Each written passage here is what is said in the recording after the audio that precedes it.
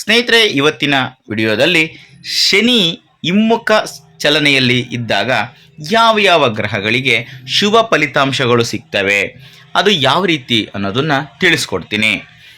ಹಾಗಾಗಿ ಈ ವಿಡಿಯೋನ ಎಲ್ಲೂ ಸ್ಕಿಪ್ ಮಾಡದೆ ಕೊನೆವರೆಗೂ ನೋಡಿ. ಹಾಗೆ ನೀವೇನಾದರೂ ಇನ್ನೂ ನಮ್ಮ ಚಾನಲ್ಗೆ ಹೊಸಬ್ರಾಗಿದ್ದರೆ ದಯವಿಟ್ಟು ಈ ಕೂಡಲೇ ಸಬ್ಸ್ಕ್ರೈಬ್ ಮಾಡ್ಕೊಳ್ಳಿ. ಸ್ನೇಹಿತರೆ, ವೈದಿಕ ಜ್ಯೋತಿಷ್ಯದಲ್ಲಿ ಶನಿಯನ್ನು ಅತ್ಯಂತ ಮಹತ್ವದ ಗ್ರಹ ಅಂತ ಪರಿಗಣಿಸಲಾಗಿದೆ. ಶನಿಯು ಪ್ರತಿಯೊಬ್ಬ ವ್ಯಕ್ತಿಯ ಕ್ರಿಯೆಗಳ ಪರಿಣಾಮಗಳನ್ನು ದಯಪಾಲಿಸುವುದರಿಂದ ಅವನನ್ನು ಕರ್ಮಫಲದಾತ, ನ್ಯಾಯದ ದೇವರು ಮತ್ತು ಶಿಕ್ಷಕ ಹೀಗೆ ಮುಂತಾದ ಬಿರುದುಗಳಿಂದ ಕೂಡ ಕರೆಯಲಾಗುತ್ತೆ. ದಂಡನಾಯಕ ಅಂತ ಕೂಡ ಕರೆಯಲಾಗುತ್ತೆ. ಶನಿ ಸುಮಾರು 2.5 ವರ್ಷಗಳ ಕಾಲ ಒಂದು ರಾಶಿ ಚಕ್ರದಲ್ಲಿ ಸಂಚಾರವನ್ನು ಮಾಡ್ತಾ ಇರ್ತಾನೆ. ಸುಮಾರು 30 ವರ್ಷಗಳ ನಂತರ ಶನಿ ಈಗ ಗುರು ಆಳುವಂತಹ ಮೀನ ರಾಶಿಯಲ್ಲಿ ತನ್ನ ಸಂಚಾರವನ್ನು ಈಗಾಗಲೇ ಪ್ರಾರಂಭ ಮಾಡಿದ್ದಾನೆ. ಶನಿಯು ಜೂನ್ 2027ರವರೆಗೆ ಈ ಮೀನ ರಾಶಿಯಲ್ಲಿಯೇ ಸಂಚಾರವನ್ನು ಮಾಡ್ತಾ ಇರ್ತಾನೆ. ಈ ಅವಧಿಯಲ್ಲಿ ಶನಿ ನಿರಂತರವಾಗಿ ಸಂಯೋಗಗಳನ್ನು ರೂಪಿಸ್ತಾನೆ ಅಥವಾ ಇತರ ಗ್ರಹಗಳ ಮೇಲೆ ತನ್ನ ಅಂಶವನ್ನು ಬೀರ್ತಾನೆ. ಇದರಿಂದಾಗಿ ಶುಭ ಮತ್ತು ಅಶುಭ ಗ್ರಹ ಸಂಯೋಜನೆಗಳು ಪರಿಣಾಮಗಳು ಉಂಟಾಗ್ತವೆ.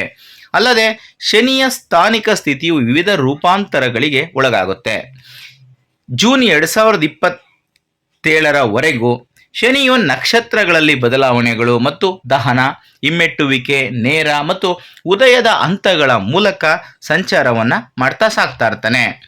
ಜುಲೈ 27ರಂದು ಅಂದರೆ ಬೆಳಿಗ್ಗೆ 1:25 ಶನಿ ಮೀನ ರಾಶಿಯಲ್ಲಿ ಹಿಮ್ಮೆಟ್ಟುವಿಕೆಯನ್ನು ಪ್ರಾರಂಭ ಮಾಡ್ತಾನೆ, ಅಂದರೆ ಹಿಮ್ಮುಖ ಸಂಚಾರವನ್ನು ಪ್ರಾರಂಭ ಮಾಡ್ತಾನೆ. ಅಲ್ಲಿಂದ ಸುಮಾರು 138 ದಿನಗಳ ಕಾಲ ಈ ಹಿಮ್ಮೆಟ್ಟುವ ಸ್ಥಿತಿಯಲ್ಲಿರುವಂತಹ ಶನಿ ಡಿಸೆಂಬರ್ 11ರಂದು ಬೆಳಿಗ್ಗೆ 5 ಗಂಟೆಗೆ ತನ್ನ ನೇರ ಸಂಚಾರವನ್ನು ಪ್ರಾರಂಭ ಮಾಡ್ತಾನೆ.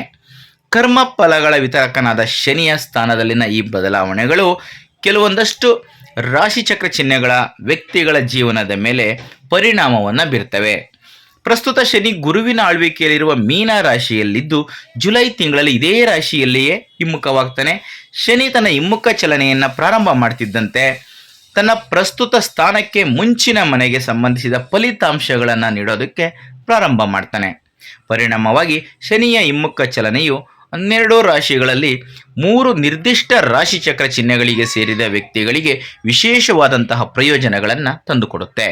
ಶನಿಯ ಈ ಹಿಮ್ಮುಖ ಚಲನೆಯಿಂದ ಆ ಒಂದು ಪ್ರತಿಫಲಗಳನ್ನು ಪಡ್ಕೊಳ್ಳುವಂತಹ ರಾಶಿಗಳು ಯಾವ್ಯಾವು ಅನ್ನೋದನ್ನು ಈಗ ಒಂದೊಂದಾಗಿ ನೋಡ್ತಾ ಹೋಗೋಣ. ಈಗ ಮೊದಲಿಗೆ ಮೇಷರಾಶಿ. ಹಿಮ್ಮುಖ ಶನಿಯು ನಿಮ್ಮ ಎಲ್ಲ ಸಮಸ್ಯೆಗಳನ್ನು ಪರಿಹರಿಸುತ್ತಾನೆ. ಈ ರಾಶಿಯವರ ಸಂಚಾರ ಪಟ್ಟಿಯಲ್ಲಿ 12ನೇ ಮನೆಯಲ್ಲಿ ಶನಿ ಇರ್ತಾನೆ.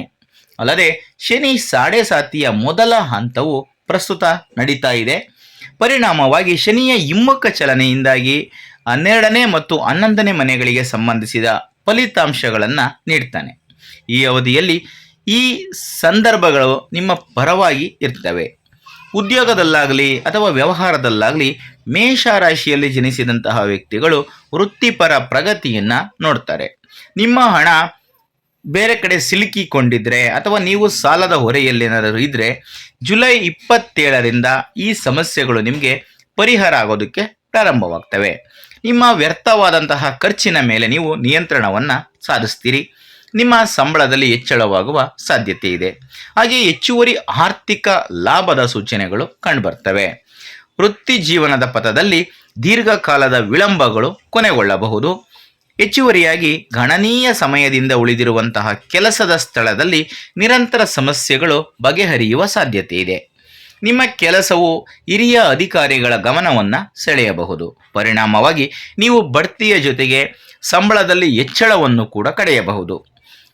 ಈ ಹಿಂದೆ ಮಾಡಿದಂತಹ ಕರ್ಮಗಳ ಆಧಾರದ ಮೇಲೆ ಶನಿ ನಿಮಗೆ ಶುಭ ಫಲಗಳನ್ನು ನೀಡೋದಕ್ಕೆ ಪ್ರಾರಂಭ ಮಾಡ್ತಾನೆ.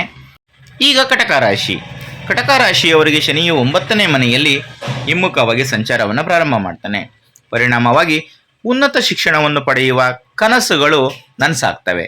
ನಿಮ್ಮ ಕೆಲಸದಿಂದ ನೀವು ಹೆಚ್ಚು ಉತ್ತೇಜಿತರಾಗಬಹುದು ಮತ್ತು ಪ್ರೇರೇಪಿತರಾಗಬಹುದು.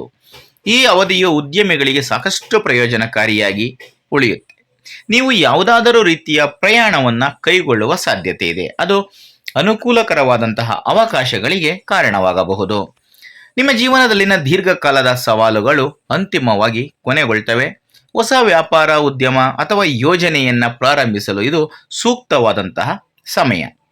ಆಧ್ಯಾತ್ಮಿಕತೆಯ ಕಡೆಗೆ ನಿಮ್ಮ ಒಲವು ಹೆಚ್ಚಾಗಬಹುದು. ಇದು ಧಾರ್ಮಿಕ ಚಟುವಟಿಕೆಗಳಲ್ಲಿ ಹೆಚ್ಚಿನ ಆಸಕ್ತಿಗೆ ಕಾರಣವಾಗಬಹುದು. ನೀವು ಕಾನೂನು ಅಥವಾ ನ್ಯಾಯಾಲಯಕ್ಕೆ ಸಂಬಂಧಿಸಿದ ವಿಷಯಗಳಲ್ಲಿಯೂ ಯಶಸ್ಸನ್ನು ಸಾಧಿಸಬಹುದು. ಈ ಅವಧಿಯಲ್ಲಿ ಸಂದರ್ಭಗಳು ನಿಮ್ಮ ಪರವಾಗಿ ಕೆಲಸ ಮಾಡ್ತವೆ. ಒತ್ತಡ ಮತ್ತು ಆತಂಕ ಕಡಿಮೆಯಾಗುತ್ತದೆ ಮತ್ತು ನಿಮ್ಮ ಆರೋಗ್ಯವು ಉತ್ತಮವಾಗಿರುತ್ತದೆ. ಈಗ ಮಕರ ರಾಶಿ. ಮಕರ ರಾಶಿಯವರಿಗೆ ಶನಿಯು 3ನೇ ಮನೆಯಲ್ಲಿ ಹಿಮ್ಮುಖವಾಗಿ ಸಂಚಾರವನ್ನು ಪ್ರಾರಂಭ ಮಾಡ್ತಾನೆ. ಡಿಸೆಂಬರ್ 11ರವರೆಗೆ ಈ ರಾಶಿ ಅಡಿಯಲ್ಲಿ ಜನಿಸಿದಂತಹ ವ್ಯಕ್ತಿಗಳು ತಮ್ಮ ಎಲ್ಲ ಪ್ರಯತ್ನಗಳಲ್ಲಿ ಸಕಾರಾತ್ಮಕವಾದಂತಹ ಫಲಿತಾಂಶಗಳನ್ನು ಅನುಭವಿಸ್ತಾರೆ. ಹೊಸ ಉದ್ಯೋಗ ಅವಕಾಶಗಳು ಸಿಗಬಹುದು ಮತ್ತು ಪ್ರಮುಖ ಕಂಪನಿಗಳೊಂದಿಗೆ ಕೆಲಸವನ್ನು ಮಾಡುವ ಅವಕಾಶಗಳು ಉದ್ಭವಿಸಬಹುದು. ಹಾಗೆ ಆರ್ಥಿಕ ಪರಿಸ್ಥಿತಿ ಸುಧಾರಿಸುವ ಸಾಧ್ಯತೆ ಇದೆ. ಈ ಅವಧಿಯಲ್ಲಿ ಮಕರ ರಾಶಿಯವರ ಆತ್ಮವಿಶ್ವಾಸ ಉತ್ತುಂಗದಲ್ಲಿರುತ್ತೆ. ಭೂಮಿ, ಮನೆ ಅಥವಾ ಅಪಾರ್ಟ್ಮೆಂಟ್ನಲ್ಲಿ ನೀವು ಮಾಡಿದಂತಹ ಹೂಡಿಕೆಗಳು ಈ ಸಮಯದಲ್ಲಿ ಲಾಭದಾಯಕವಾಗ್ತವೆ. ನಿಮ್ಮ ನೈತಿಕತೆಯನ್ನು ಮತ್ತಷ್ಟು ಹೆಚ್ಚಿಸುವಂತಹ ಕೆಲವು ಒಳ್ಳೆಯ ಸುದ್ದಿಗಳನ್ನು ನೀವು ಸ್ವೀಕರಿಸಬಹುದು. ಸ್ಪರ್ಧಾತ್ಮಕ ಪರೀಕ್ಷೆಗಳಿಗೆ ತಯಾರಿ ನಡೆಸ್ತಾ ಇರುವಂಥವರು ಅಸಾಧಾರಣವಾದಂತಹ ಯಶಸ್ಸನ್ನು ಸಾಧಿಸಬಹುದು. ಹೊಸ ಉದ್ಯೋಗವನ್ನು ಪಡೆಯಲು ಹಲವಾರು ಅವಕಾಶಗಳು ಕೂಡಿ ಬರಬಹುದು. ಅಲ್ಲದೆ ವಿದೇಶ ಪ್ರವಾಸ ಮಾಡುವಂತಹ ಕನಸು ಕೂಡ ನನಸಾಗಬಹುದು. ಆರ್ಥಿಕ ಪರಿಸ್ಥಿತಿಗಳು ಉತ್ತಮಗೊಳ್ಳುತ್ತವೆ. ನೀವು ಹಠಾತ್ತನೆ ಆರ್ಥಿಕ ಲಾಭವನ್ನು ಪಡೆದುಕೊಳ್ಳುವ ಸಾಧ್ಯತೆ ಇದೆ. ಹೆಚ್ಚುವರಿಯಾಗಿ ನಿಮ್ಮ ಕುಟುಂಬದಿಂದ ನೀವು ಶುಭ ಸುದ್ದಿಗಳನ್ನು ಕೇಳ್ತೀರಾ. ಸ್ನೇಹಿತರೆ, ಇದಿಷ್ಟು ಇವತ್ತಿನ ವಿಡಿಯೋದಲ್ಲಿನ ಮಾಹಿತಿ. ಈ ಒಂದು ಮಾಹಿತಿ ನಿಮಗೆ ಇಷ್ಟ ಆದಲ್ಲಿ ಈ ವಿಡಿಯೋಗೆ ಒಂದು ಲೈಕ್ ಕೊಡಿ. ಹಾಗೆ ಈ ವಿಡಿಯೋನ ಶೇರ್ ಮಾಡೋದನ್ನು ಯಾವುದೇ ಕಾರಣಕ್ಕೂ ಮರಿಬೇಡಿ. ಇಂಥದ್ದೇ ಮತ್ತಷ್ಟು ಮಾಹಿತಿಗಳಿಗಾಗಿ ನಮ್ಮ ಚಾನಲನ್ನು ಸಬ್ಸ್ಕ್ರೈಬ್ ಮಾಡಿಕೊಂಡು ಪ್ರತಿನಿತ್ಯ ನೋಡ್ತಾ ಇರಿ. ಮುಂದಿನ ವಿಡಿಯೋದಲ್ಲಿ ಮತ್ತೊಂದು ಹೊಸ ರಾಶಿ ಹೊಸ ವಿಷಯದೊಂದಿಗೆ ಸಿಗ್ತೀನಿ. ಎಲ್ರಿಗೂ ಕೂಡ ಒಳ್ಳೆಯದಾಗಲಿ. ಧನ್ಯವಾದಗಳು.